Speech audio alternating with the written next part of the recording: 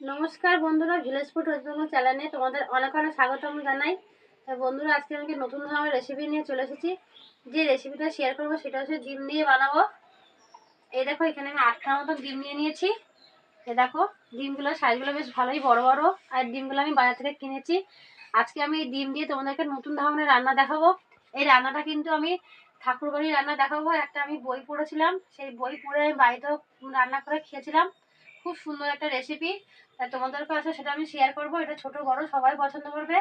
এই রেসিপিটা হচ্ছে তোমার ডিমের ভিন্ডালু রেসিপি। তো সম্পূর্ণ একটা নতুন ধরনের রেসিপি। তাই প্রথমে আমি ডিমগুলো সেদ্ধ করে নেবো, আর কি কি লাগে তোমাদেরকে দেখাবো। আর তোমরা কিন্তু পুরো ভিডিওটা দেখবে, আশা করি তোমাদের ভালো লাগবে। ডিমের ভিন্ডালু রেসিপি তৈরি করতে লাগবে ডিম, সামান্য পরিমাণে চিনি। তোমরা এখানে চিনির পরিবর্তে তোমরা গুড় ব্যবহার করতে পারো। আদা কুচি, 5-6টা শুকনো লঙ্কা নিয়ে নিয়েছি গোটা, পেঁয়াজ কুচি, নুন, ভিনিগার, কাশ্মীরি লাল লঙ্কা, সানরাইজ গরম মশলা, গোটা জিরে, রসুন। এগুলো লাগবে সমস্ত ডিমের ভিন্ডালু রেসিপি তৈরি করতে।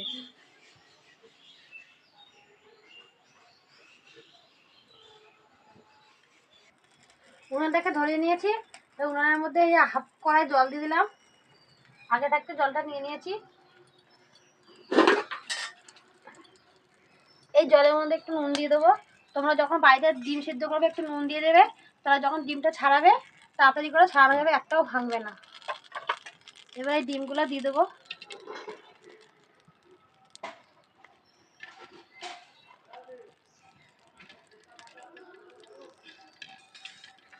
দিয়ে 15 মিনিট ঢেকে দেবো। ওইদিকে ডিমটা আমি সেদ্ধ বসিয়েছি, ডিমটা সেদ্ধ করে নেবো।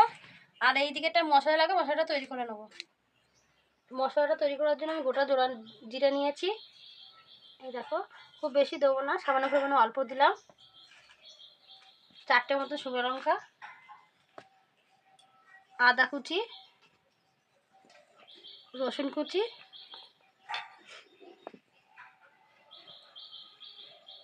আর এর মধ্যে তোমরা ভিনিগার দিয়ে দেবো। তোমরা যখন শিলনোড়ায় যদি পেস্ট না করো, তোমরা মিক্সি মেশিনে পেস্ট করতে পারো। একটু ভিনিগার দিয়ে নেবো, তাহলে এই মশলাটা খেতে খুব সুন্দর স্বাদ হবে। তোমরা কিন্তু ভিনেগারটা দেবে।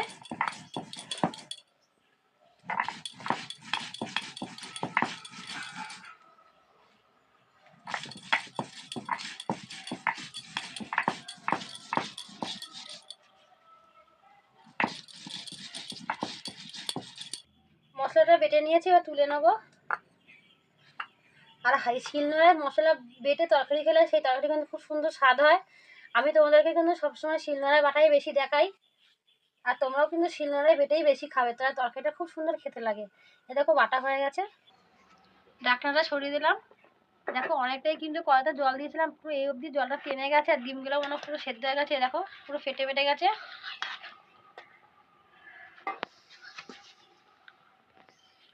এবার ডিমগুলো তুলে নেবো।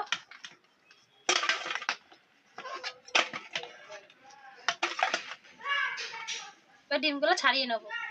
ডিমগুলো সব ছাড়িয়ে নিয়েছি। এবার এর মধ্যে একটু নুন দেবো, একটু লাল লঙ্কার কাশ্মীরি লঙ্কার গুঁড়ো দেবো।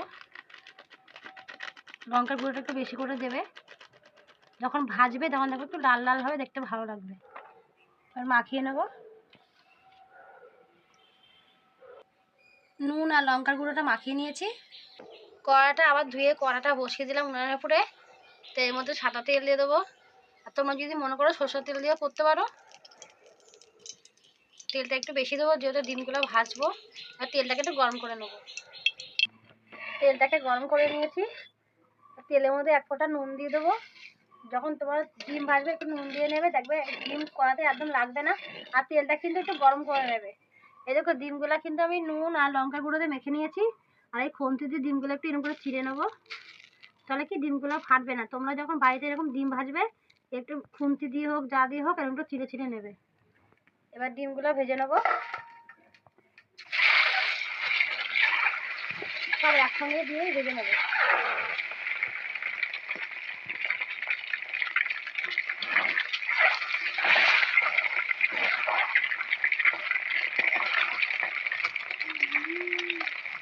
আর এই রান্নাটা কিন্তু আমি কোনো হলুদ ব্যবহার করবো না।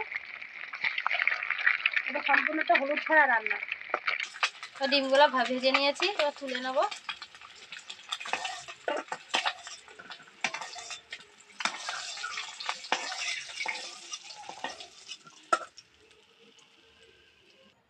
এই ডিম ভাজার তেলের মধ্যে 3টে শুকনো লঙ্কা দিয়ে দেবো, সামান্য পরিমাণে কটা গোটা জিরা দিয়ে দেবো, একটু নাড়িয়ে চাড়িয়ে নেবো, দিয়ে 1 বাটি পেঁয়াজ কুচি দিয়ে দেবো, একটু হালকা করে ভাজা ভাজা করে নেবো। আগে থেকে যে মশলাটা বেটে নিয়েছিলাম সেই মশলাটা দিয়ে দেবো, একটু কষিয়ে নেবো মশলাটা। মশলাটাকে কষিয়ে নিয়েছি, সেখানে তেল ছেড়ে দিয়েছে। আমি কিন্তু কোনো জল ব্যবহার করিনি, কিন্তু এখন জল দেবো। এই যে এবার মশলা ধরে জলটা দিয়ে দেবো। এটা একটু গাঢ় ভাব হবে, তাই বেশি জল দেবো না, 2 বাটি মতন জল দিয়ে দিলাম, দিয়ে নাড়ি ছাড়িয়ে নেবো।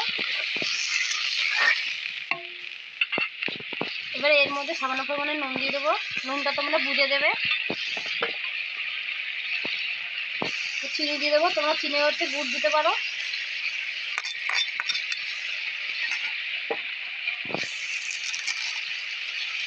সামনে ফ্রাই গরম মশলা দিয়ে দেবো,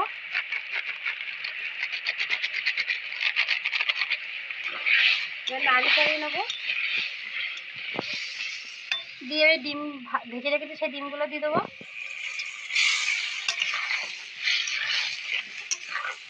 এবার নাড়িয়ে নেবো একটু, দিয়ে 5 মিনিট ঢেকে দেবো।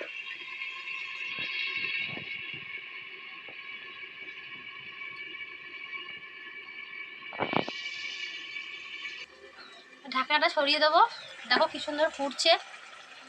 এটা কিন্তু গ্রেভিটা কিন্তু একটু গাঢ় ভাব করবো, তাহলে কিন্তু খেতে ভালো লাগবে। এটা ডিম, পরোটা, গরম গরম ভাত সব কিছুর সঙ্গেই খেতে পারবে।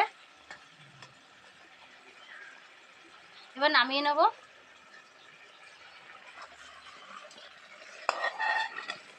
অবশেষে তৈরি হয়ে গেল ডিমের ভিন্ডালু রেসিপি।